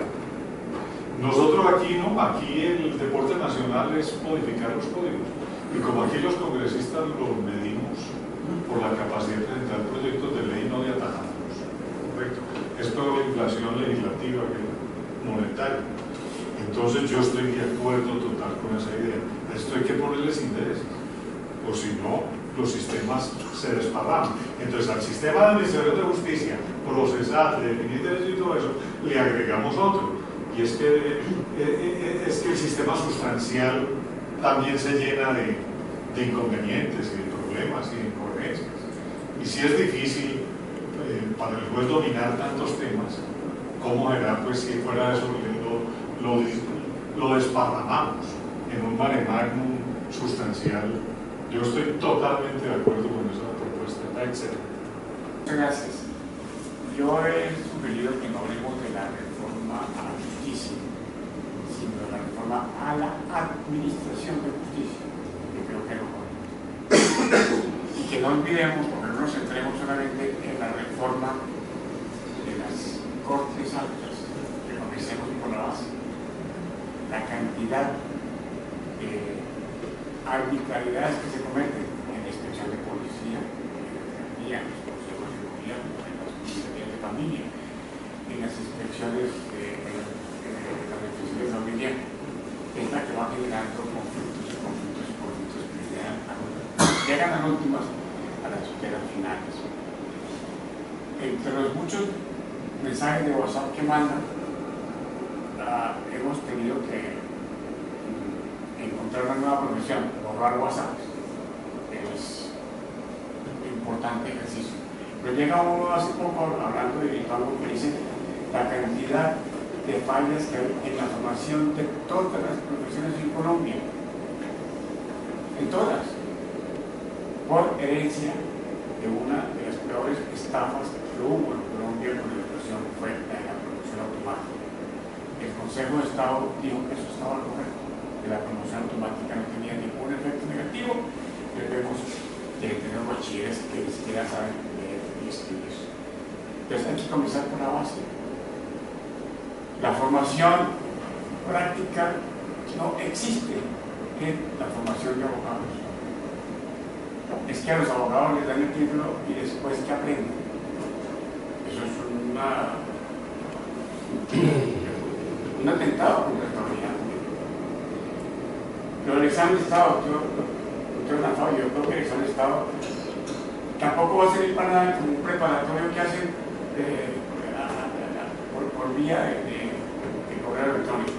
Creo que sería mucho más efectivo ir a una práctica previa con un buen asesor de abogado y después incluir a ejercer la profesión, y después de que ejerciera la profesión ahí se incluirá a ejercer un cargo en la rama de la legislación pública. ¿Sí? Cuando se creó la fiscalía, tantos fiscales, ¿usted qué está haciendo? Nada, déjelo a nombre fiscal, y así comenzó el nombre del fiscal, sin absolutamente ninguna experiencia. Es decir, que este aumento de la discrecionalidad ha generado que cada juez y cada funcionario tenga su propia constitución, y la discrecionalidad le da posibilidad de interpretar la ley como quiera. Lo que ha hecho la JEP con el caso de Santrich es seguir el ejemplo de las demás cortes. Por la tutela se ha reformado la Corte Constitucional. El artículo 42 de la Constitución se ha cambiado una coma. Pues dice todo lo distinto que decía en 1991 y que está en las actas de la Asamblea Nacional Constituyente. Si uno mira las actas de la Asamblea Nacional Constituyente, lo que hoy dice el artículo 42 del desarrollo constitucional es completamente distinto. Digo que todos los jueces y funcionarios deben ser jueces de tutela, doctor Navarro, no en el sentido de que ellos sean competentes para resolver tutelas, sino que en sus providencias y sus decisiones cumplan el mandato de respetar la Constitución justamente para resolver tutelas. El día que bajemos el número de tutelas, porque los funcionarios y los jueces están respetando el debido proceso de los derechos fundamentales, ese día estaremos en una misión de justicia relativamente civilizada. El tema de los aforados, yo creo que no hay jueces por aforados. El Tribunal Superior de Bogotá debe ser un tribunal que tenga suficiente credibilidad para juzgar un congresista, ¿por qué no? Pero además de eso se inventaron una sala de segunda instancia, y lo que hemos visto es que se han creado, a raíz de las muchas cortes de cierre, una burocracia absolutamente impresionante. Yo mandé un comentario que me parecía como irónico, de que para poder saber si julio del 17 era un mes superior o posterior, no bien, a diciembre del 17 hay que nombrar una comisión de 7 magistrados, cada uno ganando de 30 millones de pesos durante 6 u 8 años. Eso es absolutamente irracional en cualquier país. Entonces, eso me parece que serían algunas notas adicionales para tenerlas en cuenta en esta labor de conversatorio sobre la reforma a la administración. Comentario. Sí, yo de pronto no es que abogue, doctor Juan Fabio, porque el juez se vuelva el gran decidor, el gran definidor del problema de la tutela. No, yo lo que la crítica es que el juez no asume la Constitución como norma normal. Usted le pone al mismo juez, fallando un proceso ordinario, hoy le falta una camiseta y una forma de ver el mundo. Y enseguida le llega una tutela y se cambia la camiseta y ve el mundo diferente. Dice, ¿por qué pasó? Correcto. Yo creo que al juez nuestro le falta asumir la Constitución. Es precisamente de toda esa filosofía que pone para definir el problema de la tutela, ¿por qué no la pone en el proceso para ser más garantista, para no rechazar recursos inútilmente, para ser más permeable a esa principialística que de un momento al otro no la ve en el derecho sustancial y sí la ve cuando tienen que pasar la tutela?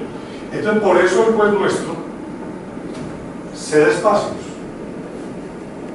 espacio a un invasor, que es el juez constitucional. Correcto. Entonces, yo lo que yo proponía era que el juez asuma más la Constitución, que resuelva asuntos de linaje constitucional en el proceso, que sea más garantista, que es lo que tiene que hacer, porque tiene una mentalidad para definir la causa, pero apenas ya le toca una tutela, cambia su mentalidad. No, incorpórela al proceso mismo, y que el proceso también incorpore, y así tenemos menos tutela. Pues yo no creo que lleguemos a las 30 de Suecia, pero sí pues a un número razonable para que no acabemos con la misma tutela. Muchas gracias, señor presidente. Creo que cualquier sistema puede ser bueno dependiendo del criterio con que se designe y a quién se designe. Y además debe ser personas reconocidas. Es decir, no es posible que muchas veces nosotros sabemos que X profesional es magistrado de una alta corte porque lo designaron magistrado. Pero lo lógico es que haya sido designado porque ahí ya lo conoces. Yo conozco un caso que vivimos con nuestro profesor Samuel Finkelstein, cuando Manuel Gaona era magistrado de la Corte Suprema de Justicia, que una vacante en la sala civil, la sala plena de la Corte, le dijo a Manuel Gaona: bueno, doctor Gaona, usted que está vinculado con el profesor Alessandro la casa del profesor Samuel Finkelstein, ¿por qué no le consulta si él está en condiciones de aceptarnos ser magistrado de la sala civil de la Corte Suprema de Justicia? Ese es el derecho de las cosas, que a la gente por su valía, por su reconocimiento, se le invite a ser parte de una alta corte, no que termine siendo magistrado de la alta corte por una serie de manejos electoreros, demagógicos, y ahí sí, a partir de ese momento, nosotros sabemos que ese señor existe y que además es abogado. Muy brevemente, voy a hacer una consideración muy breve, pero primero que todo, pues, destacar que la intervención pues, pone una serie de puntos que, como podemos notar, generan, como todos nosotros, unas inquietudes de fondo, dada la importancia del tema y también el tratamiento pues, más bien estructurado que genera diferentes aspectos, inquietudes de fondo. Yo simplemente quería comentar que me preocupa bastante, digamos, como principio rector de toda la actividad judicial, la política que la Corte Constitucional ha venido desarrollando de un tiempo para acá, cuando realmente reformó el artículo 230 de la Constitución. Es que el problema viene, claro, la estructura de la Constitución, el artículo 230, como lo anotaba Valdés hace un rato y ha salido en algunas intervenciones, pues establece un referente claro que es la ley, otros referentes, pero digamos la ley como un criterio objetivo de referencia.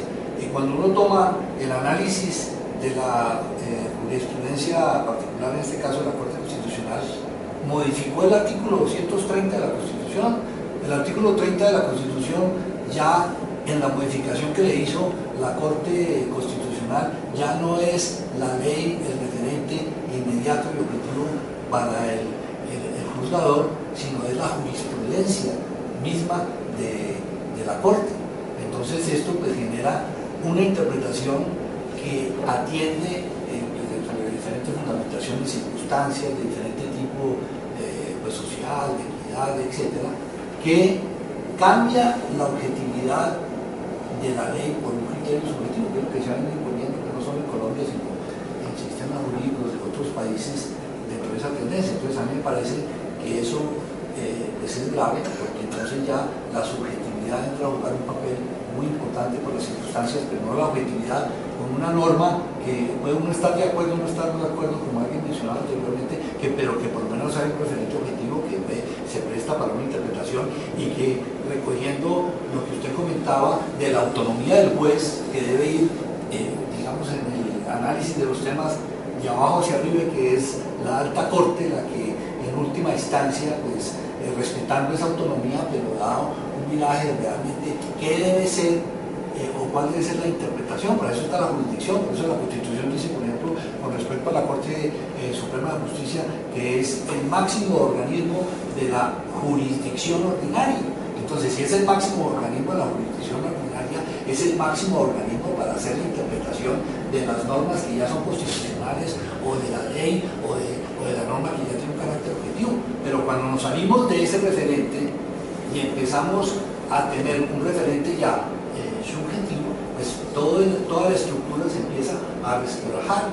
Y entonces se menciona, por ejemplo, el artículo 42 de la Constitución, o por ejemplo, lo que decía, independientemente de lo que uno pueda pensar, por ejemplo, en lo que es la estructura de la familia, pues uno puede estar de acuerdo o no estar de acuerdo, pero la Constitución dice que matrimonio es entre un hombre y una mujer. Ahora, muchos estamos de acuerdo con eso y muchos no están de acuerdo, pero hay una norma objetiva que dice eso.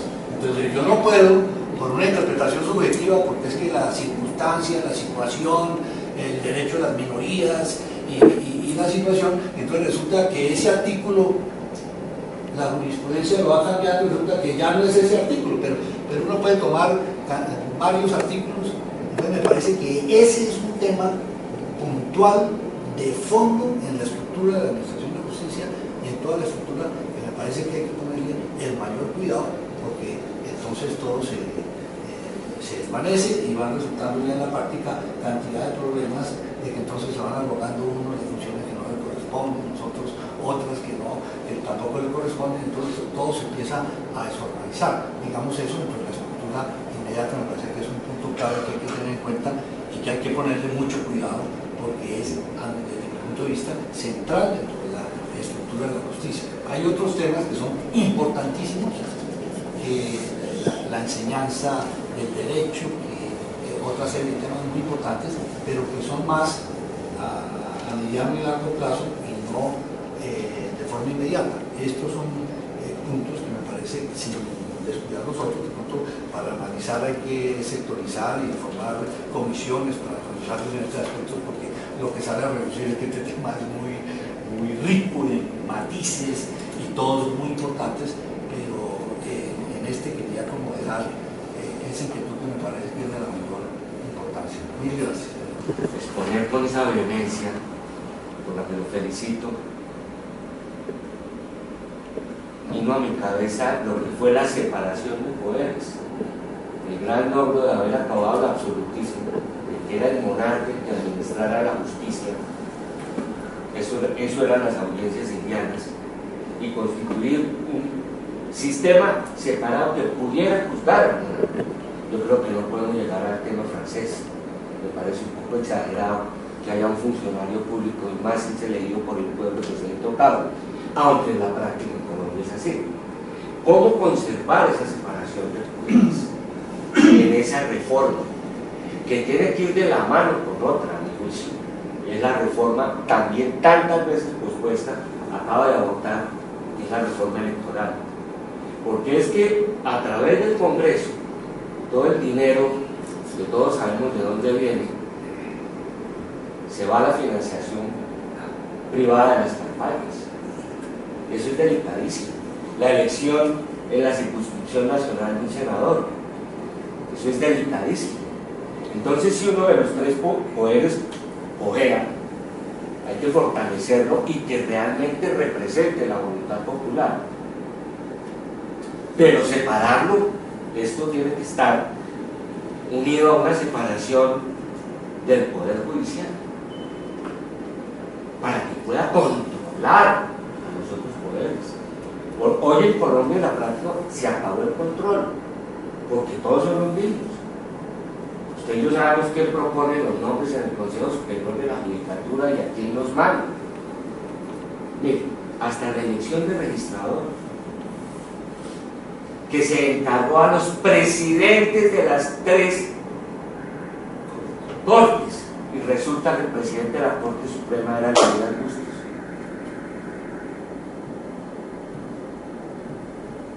Entonces, vamos a un sistema de méritos que se propone Saúl. Yo quiero contar, para cerrar, una anécdota que tuve ocasión de hablar en algún espacio con el profesor José Antonio Escudero, que es profesor de Historia del Derecho en Madrid. Me dijo, vea, había un empate para una cátedra en Buenos Aires y me llamaron a mí de árbitro. Yo llegué, oí a los dos contendientes y dije, la cátedra es para esto, y ya no me fui. Oyéndolos hablar, el ejemplo de Finkelstein. ¿No sería mejor la cooptación? ¿Por qué no hacemos, y Mario Caja lo puede hacer, un análisis de los magistrados de la Corte Suprema de antes de la vigencia de la Constitución del 91 y otro después, 25 años para adelante y 25 años para atrás? Miren las sorpresas que encontraríamos. Entonces pensemos en un sistema de elección que está conectado por otra parte con el sistema de promoción universitaria. Es decir, todo va unido si le damos unas bases sólidas. Pero yo creo que esta reforma lo que le lleva, a mí por lo menos me lleva a la cabeza, es casi que hay que pensar que hay que sentarse y barajar de nuevo. El Estado está roto. Claro, ustedes entran en matices de tipo procesal, profesional, del ejercicio, al que yo afortunadamente no me dedico a la cátedra y a escribir, pero para ustedes la vida tiene que ser muy dura, muy difícil trabajar así. Hay que crear un estado donde realmente el funcionario sea responsable. Pero si yo le debo como magistrado a la Corte mi inclusión en la terna del presidente de la República, yo tengo que oír al presidente cuando yo vaya a fallar, porque como Copérnico no podemos cambiar el ser de la humanidad, pero las normas sí tienen que contrarrestar los poderes, hacer un contrapeso del poder, y siempre teniendo en cuenta que ese principio de la separación de poderes es fundamental. A veces se nos olvida, y a los políticos se les olvida con mucha frecuencia. Entonces, pues esas son las reflexiones que a mí me suscitó su interesante intervención, por la que lo felicito. Usted dejó el posado y no el capote, ya que habló de reloj de muerte. Creo que también les gustan los toros, y no el capote para que la comisión se abra. Entonces, con estos ilustres colegas dedicados al derecho procesal, yo creo que sería una comisión de altísimo vuelo, y que esta academia, igual que en el tema electoral, tendría mucho que decirle al país en el tiempo que viene. Muchas gracias. Importante para expresar algunos comentarios también sobre las muy valiosas consideraciones que el doctor Jaime Arruga ha hecho. Quienes hemos tenido la oportunidad de estar en las instituciones de Panamá, podríamos expresar y considerar muchísimas situaciones posibles de tener en cuenta, como la que aquí se han mencionado, pero quiero hacer alusión a dos o tres aspectos en estos términos. El tema de la especialidad en la administración de justicia no es malo para ningún Estado.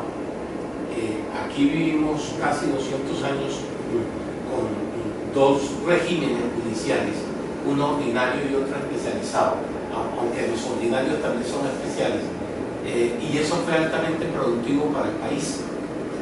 El que existan otras organizaciones judiciales creo que tampoco le hace daño al Estado, pero me parece que dentro de ello ha habido situaciones no concebidas por el constituyente del 91 que han perturbado el funcionamiento normal de la administración de justicia. Por ejemplo, nosotros trajimos una Corte Constitucional para un sistema de control de constitucionalidad que no admite cortes constitucionales. Las Cortes Constitucionales fueron creadas en la Europa Occidental para sistemas de control de constitucionalidad concentrado, no difuso como el que tenemos nosotros, y no cambiamos el sistema. Ese fue un gran equívoco. El equívoco en sí no es la Corte Constitucional, es el sistema al que la incorporamos, y es necesario que reconsideremos esa situación, y no lo hemos hecho. Cuando pasamos de un sistema de control de constitucionalidad sobre la ley, que nadie discute tiene efectos universales, a darle el mismo tratamiento a las providencias en materia de tutela, que por definición tiene efectos interpartes, nos complicamos la vida. Y tratamos de hacer imperativo un fallo interpartes con propósitos universales. Ese es otro gran equívoco sobre el cual necesitamos reconsiderar los planteamientos que se han formulado sobre el particular. Claro, y entonces, ¿por qué, si todos los jueces son jueces constitucionales, tienen que atender la tutela? Porque es que la ley se los impone. Porque es la ley la que impone el que el juez, cualquiera que él sea, debe atender primero la tutela que sus propios asuntos.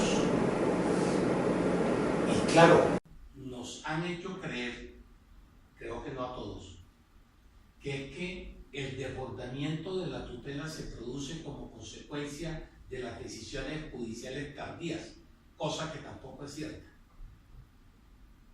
Las estadísticas sobre la tutela demuestran claramente que las tutelas contra providencias judiciales no alcanzan al 10%. No alcanzan al 10%. El resto de las tutelas se produce como consecuencia de un Estado administrador fallido, un Estado administrador que no resuelve en sede administrativa lo que le corresponde. Y por eso el juez de tutela nuestra ha llegado a un tal grado de degradación de la figura que hay jueces de tutela nuestras que ordenan un tratamiento de analgésico para un paciente. Hay jueces de tutela dedicados a resolver problemas nimios que ocupan gran parte de su tiempo. Entonces el país, creo yo, debe resolver, doctor Jaime, entre si desarrollamos una jurisdicción constitucional o no para que atienda eso y se la quitamos a las demás jurisdicciones, o reconsideramos la tutela en su aplicación. No tenemos otra alternativa, porque cada día el volumen de tutelas entre nosotros es mayúsculo, es impresionante, pero no como consecuencia de las decisiones judiciales comunes, sino por ese estado fallido que nosotros tenemos. Quería hacer ese aporte en relación con esa circunstancia. La otra consideración que quiero hacer sobre el tema que originariamente es excepcionalísimo en cuanto a que las autoridades administrativas puedan cumplir funciones judiciales. Esa fue la versión inicial. Hoy ya no lo es. El sinnúmero de funciones judiciales que tienen ciertas autoridades administrativas es mayúsculo. Y el problema de fondo es de carácter ideológico y filosófico al mismo tiempo. Por cuanto a asignarle funciones judiciales a autoridades administrativas, ni más ni menos, que traduce en el fondo un muy alto y perverso grado de concentración de poder en el Ejecutivo. El Ejecutivo nuestro es jefe de gobierno.